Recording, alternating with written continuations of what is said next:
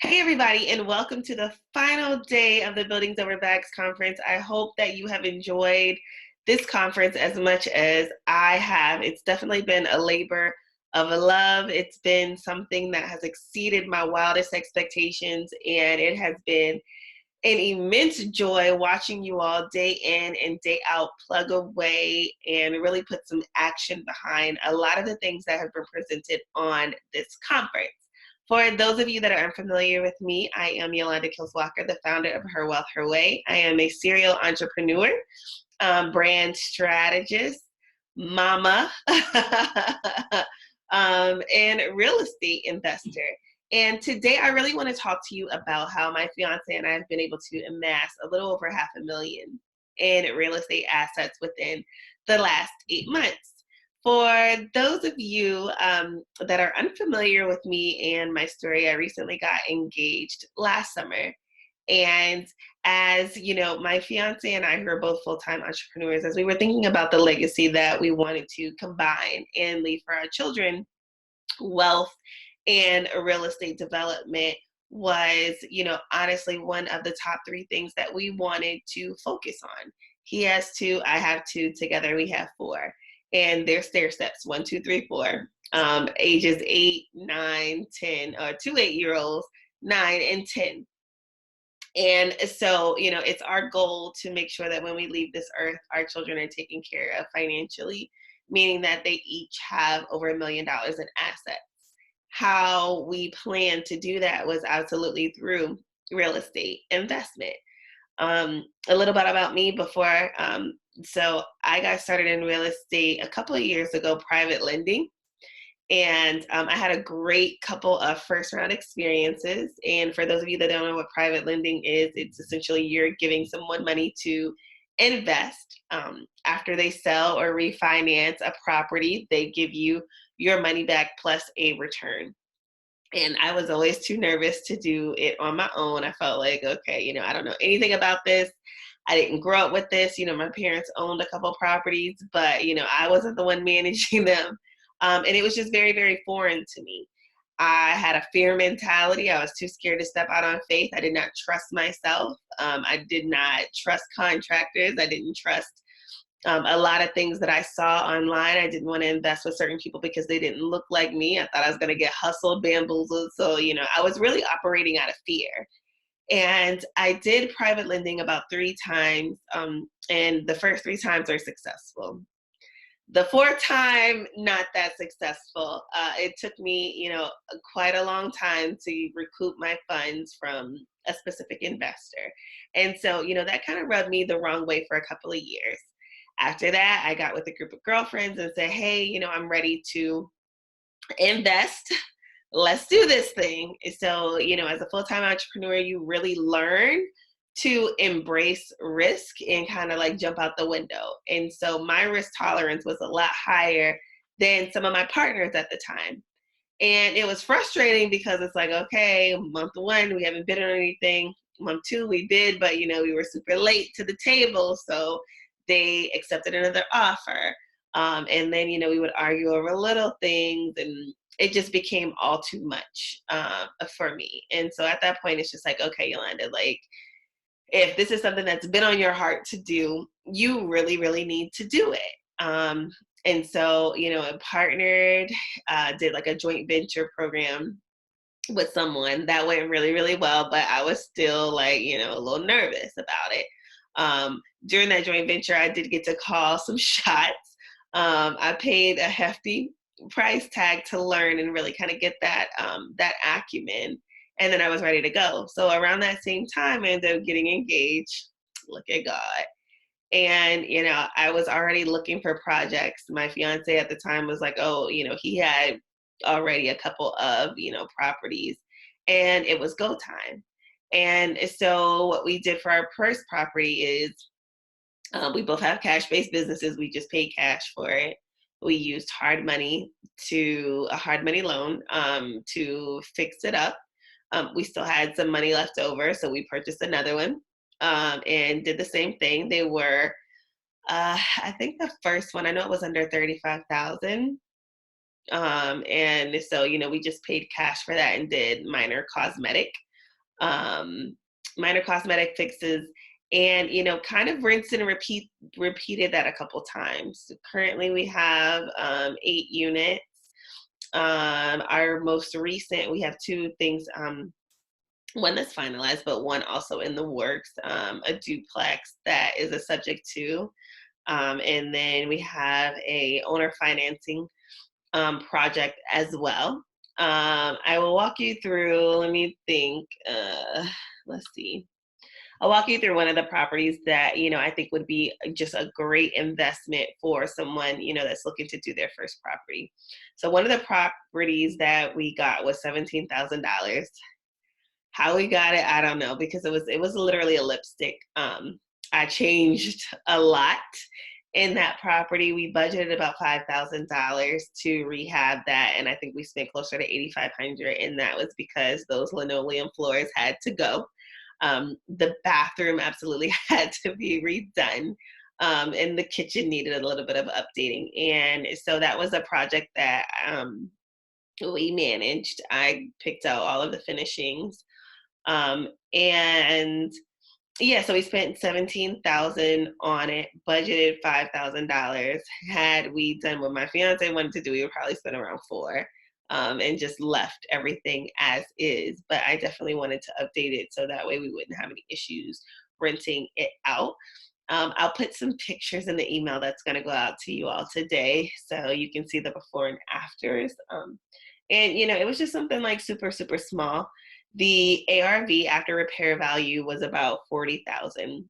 So if you think about that, we put in 17, spent about 8,500, and then had that ARV of 40,000. Another one of our projects, and this one I've alluded to in other episodes of this conference. We spent 23,500. This is the one that we got from the wholesaler, where the wholesaler made $13,000 off of this deal, and the seller ended up selling it for 10,000. Like, blew my mind at the closing table when I realized how much the wholesalers have made. But it is what it is. This one definitely learned a lot on. We didn't go with an inspection because they had a tenant that just moved out, and it was like one of those things where we were willing to absorb that risk because we got in the house for so low. So this was a 2 bedroom, 2 bath, nice kitchen, like lipstick. I'll put pictures in as well so you all can see it. So we did the painting ourselves because we kind of went over budget with some of the things I'm going to riddle off to you now. So we paid 23.5 for it. Got it from a wholesaler. There was a leak when we had the contractor come in and look. He couldn't tell where the leak was coming from, and it's kind of one of those things like you fix it when it goes broke. If not, he can't. He can't, see what it is without, kind of wrecking the house. And so it ended up being a roof issue. Crazy. They had to silver coat their roof, which was about $1,200. And that was just basically them using a coating on the roof to seal it, to help resolve any additional leaks. So that was about $1,200 that we didn't intend to pay. Furnace issues. The furnace was blowing out cold air, and we did purchase this. I think it was like October or November of last year, so it was cold. And we had a tenant move in literally like she was on us about kind of finishing the repair so she could move in. Um, so that was about $500 to get that fixed. Bed bugs. I don't know who bought the bread bugs in there. I just know when we were there, they weren't there. So we had to pay to get that kind of taken care of. And that was very scary, because it was all hands on deck. So all four of those little children that we were building these homes for, we made them put in some sweat equity to earn some of this. So, I was definitely like, what? Afterwards, like, let me just do a double check. That was scary. But we had to, we did not have to, but we did go ahead and get the home treated for bed bugs because they were not there prior to. Frozen pipes the weekend before she moved in, and actually before we took ownership of the property, the pipes burst. So we had to get those fixed. And there was a serious rodent issue. So there were like little holes all over the house. We'd sealed them, come back the next day, and all of a sudden, like something ate through the sealant. So and that was scary. We had to like fill it with some like barbed wire and some other things, and just patch it up, seal it, and paint over it. And finally that helped. But we did get the home treated. So I mean, all in all, we spent less than $5,000 on this home, in terms of like cosmetic things, definitely getting the carpets done. We painted ourselves. I have some like cute little quirky videos on my Instagram because like one of the nights it was super late. I did not feel like painting. So I was in there like just singing, trying to pass the time away and have him do all the work. The system is tired. Um, so with that, we ended up getting about $21,500 in equity, um, already kind of built in for that because the ARV was, around $45,000. Honestly, that's very conservative because there is a nice elementary school on the block up, and then they're also doing new construction to the right on the very next block as well. And those homes are going a little over 100,000, and they're comparable, one bedroom more than what we have, but still. So, our process is really about the numbers, and that ARV percentage as it relates to what we are able to purchase the home for, and then also the equity that we're able to realize because we are buying distressed properties, sometimes lipsticks at a steal price, and being able to leverage that same equity. And so that has worked immensely for us. We may have spent, maybe two-thirds of that $500,000 just being able to acquire those properties. But, the Burr method is something that I spoke with, I think it was Aisha, earlier in the conference about, and maybe a couple others. And that really being your rinse and repeat, and a great way for you to be able to just have cyclical repeat means to being able to kind of continue to do these deals. And so, we're in the process of like getting married and getting some things done. So, two projects in the work, but I look very, very forward to the fall when it's really and truly kind of go time for us. Okay.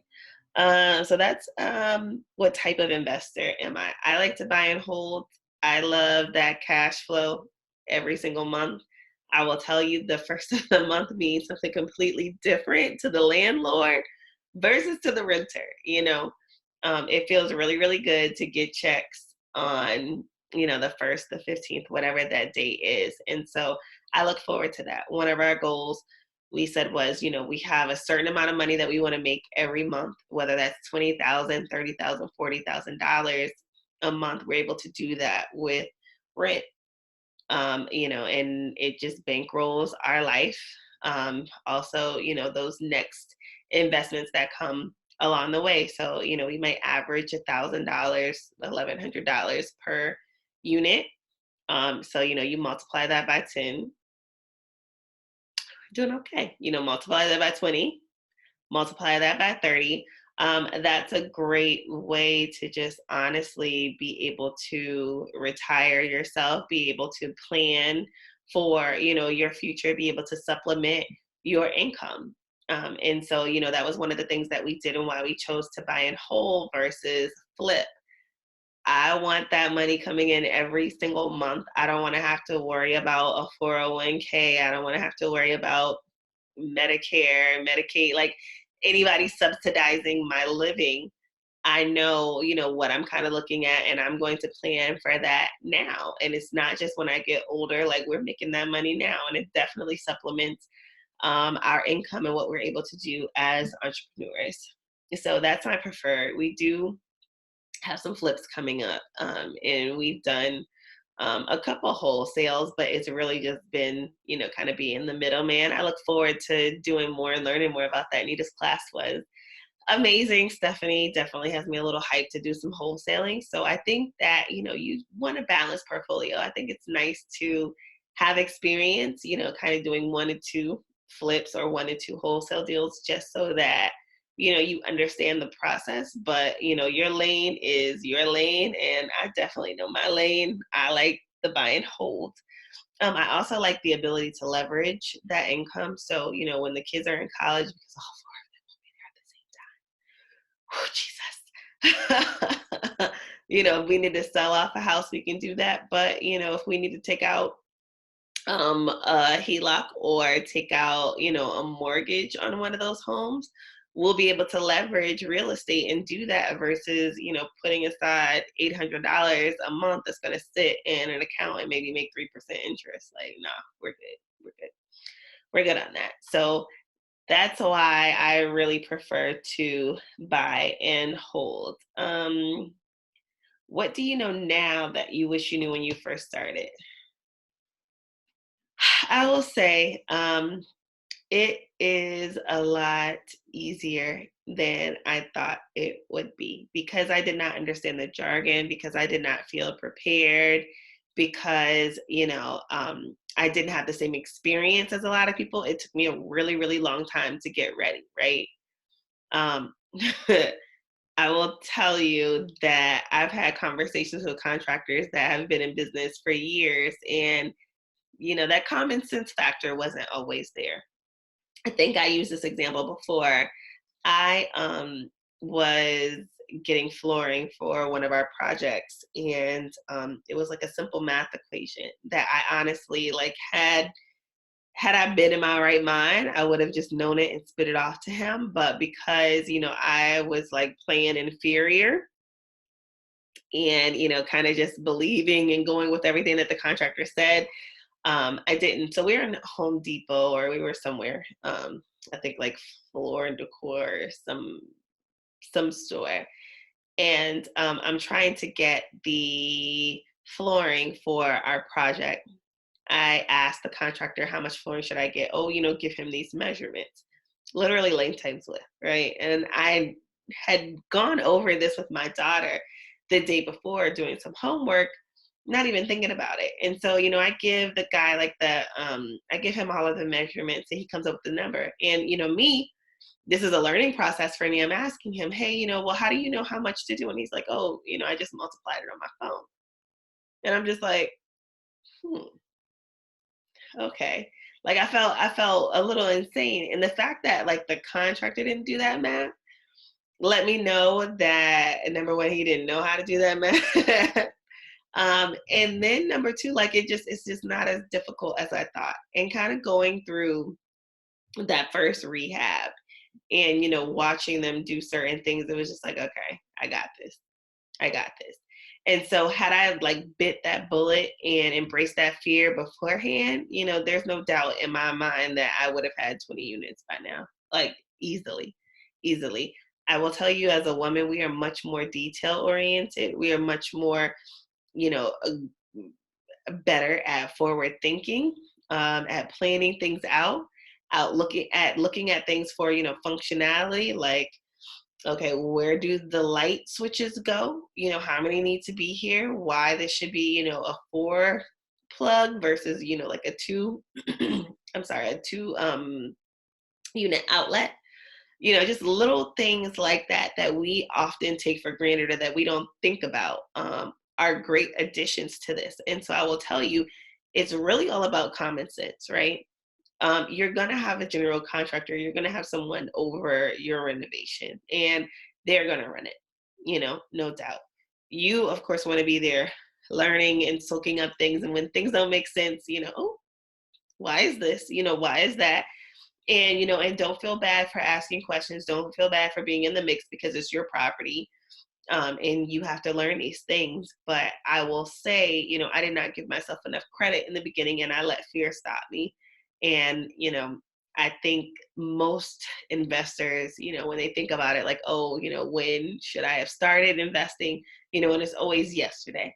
It's always, always, always like, oh, I wish I would have started sooner. I wish I would have started sooner. And so that is the biggest thing. Look, y'all blowing my phone up. um, okay, the next question. What was the biggest deal or win? Um, Probably this subject to duplex. So a subject to is essentially when someone has a property and they still may owe something on this particular property, so we essentially are paying off this note to get this property. So on our duplex, nothing out of pocket. We are same thing with owner financing, right? I love these two methods because they literally are limited cash out of your pocket. And they allow you to be super, super creative. These are not hitting our credit, like not business credit, not personal credit. They may ask for like a copy of your credit report and stuff like that, but this is not reported every single month. It's not showing up as some big sum on our credit report. So that's why I love these. They allow us to be creative. It's a great way to help out someone who does not want their property anymore. Like for this duplex, it's just someone that is tired of being a landlord. For us, we don't mind it. Just make sure that check is there on the 1st and the 15th, and we're good. Respect the property. We'll respect you. We'll be responsible if and when there's an issue. So the duplex by and large, because we're getting it, definitely for less than 6 figures, and the ARV is absolutely amazing. As of right now, it is fully rented. There are little things that we want to do, but it's definitely worth like 170, 180. So that's a great deal for us. And yeah, there's another multi that we've been working forever that would be the biggest deal, but that one's not done yet. So stay tuned. Yeah, but I mean, we got a couple just great investments that I'm very, very proud of.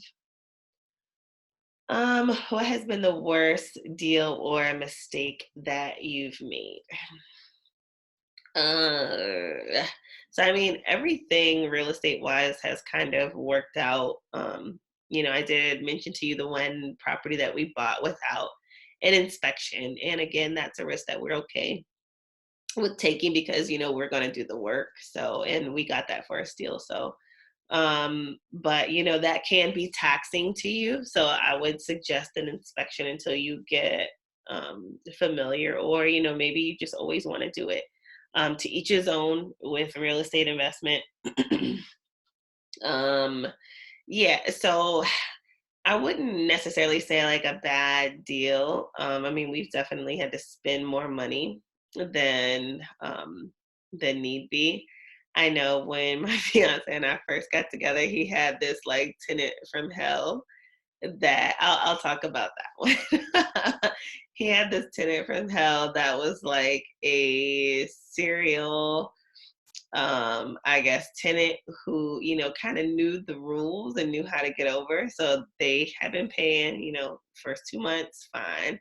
After that, it was excuses for why they didn't have the rent, and then they started kind of messing things up in the home, and then calling L&I and kind of creating all of these complaints.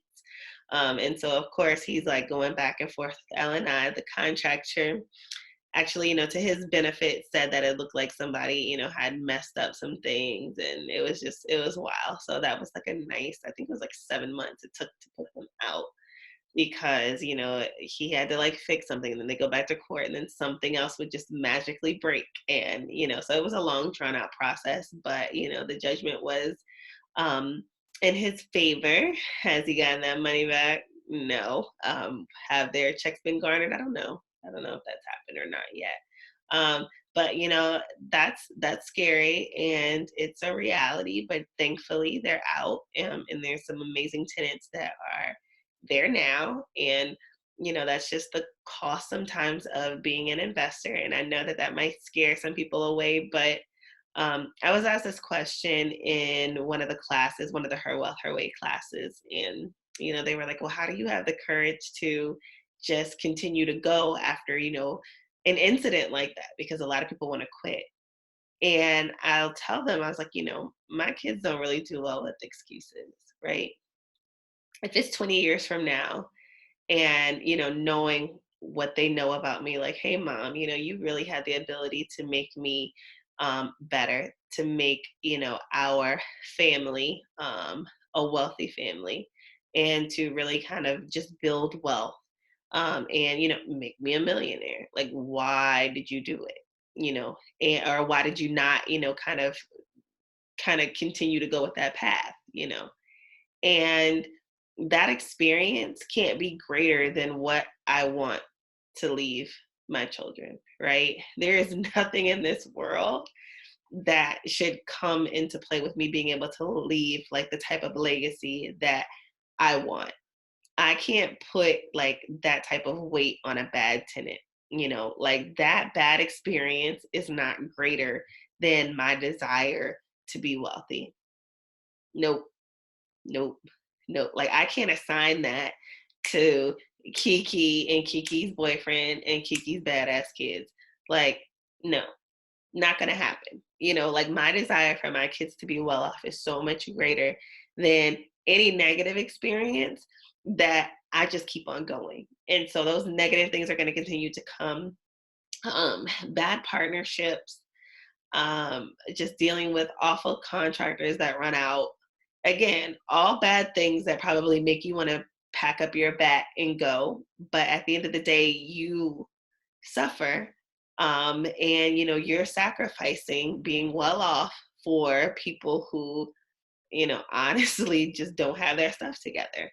And so it's just on you to figure it out. Like you just have to figure it out, and just be greater because of that experience. And so that's what I want to leave it with. If you've had a negative experience, then, you just have to think about it and weigh it. Like, is this really something that, carries enough weight to stop me from being able to leave the legacy that I want to be able to leave?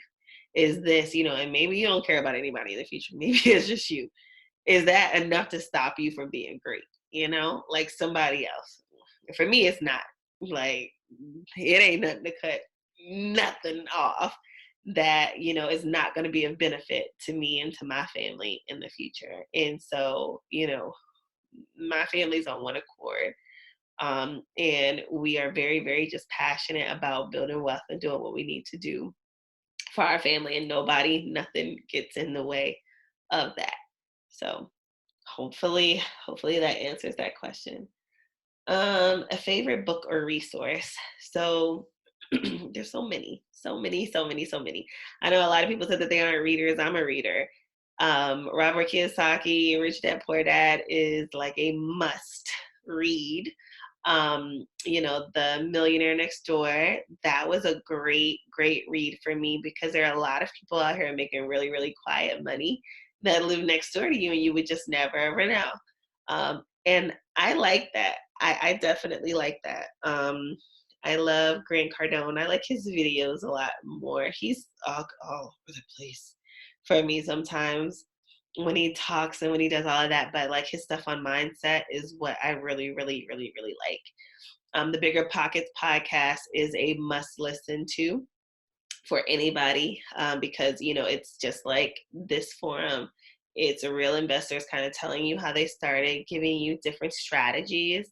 And so I do love that group. But yeah, there are a lot of resources that I love. And I have something coming soon that hopefully will be a favorite for many of you. I won't ruin it by launching too early, but just know it's coming. Okay, buildings over bag. What sacrifices or changes have you made in order to build wealth? A lot. A lot, a lot, a lot, a lot, a lot. I'm a girly girl. I love shopping. I have absolutely cut my spending, to, I don't remember the last time I've been to a mall, probably around Christmas time. I definitely, just cut a lot of my expenses. I used to spend a lot on everything because, I had it. And now it's really about, what am I able to save so that I can put into that next project. Um, Definitely downsizing. Like I was ready to ball out at one point, and my fiance was like, "Hold on, that's not." He does it to me all the time. He'll say, "Billings over bags," and I legit like want to just throw check him, because it's honest, like in terms of just moving into a bigger home. Like, is that what you really need to do in order to, is that going to help you get closer to your dreams, or is that going to be something that is going to be a big bill every month? Like, that's a struggle. Balling out on cars and having a nice car. Like, we paid cash for a nice car. It was used, and we absolutely could have leased and or purchased a new car, but we said no, we're gonna take this little chunk of money and buy it outright. And so, that's what we did. And I mean, it's nice. I love it. Um, what else? Just vacations. Like, we used to go every month. Now it's about every 3 to 4 months.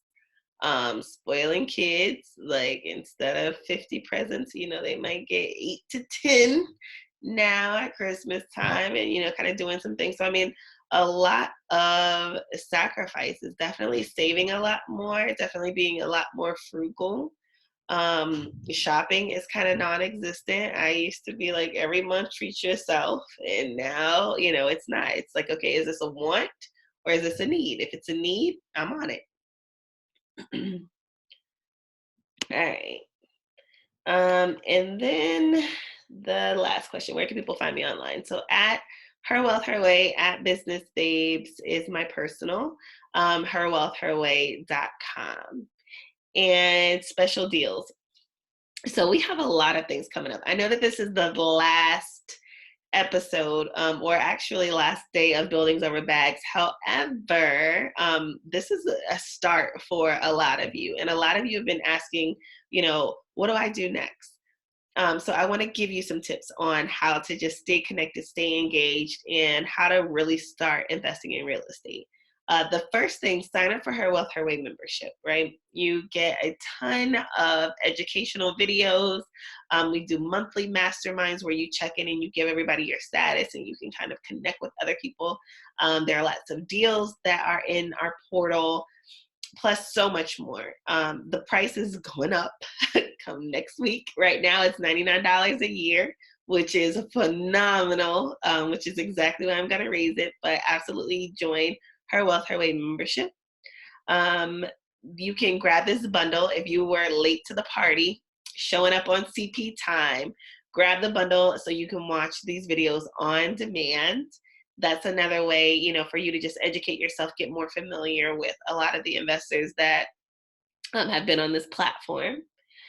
Schedule a one-on-one. If you have specific questions about what you need to do, if you're trying to map out in your mind how to make this happen, schedule a one-on-one so that you can talk to someone and get help mapping that out for you. And we also have a couple of courses coming up. They are featured on our site, as well as our joint venture program, which is for those of you that are ready. Like, look, we got our funds. We don't really want to step out here by ourselves. We do limited joint ventures every quarter. We try to limit it to 3 to 4. You don't necessarily have to be local.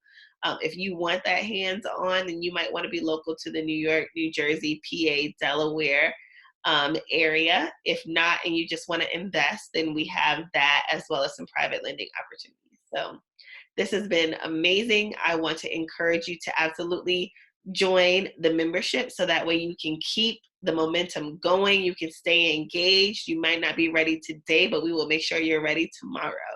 And aside from that, just continue to connect. Email us, info@herwealthherway.com. Continue to support, follow, engage, not only Her Wealth Her Way, but all of the amazing speakers that have been a part of this movement. Until next time.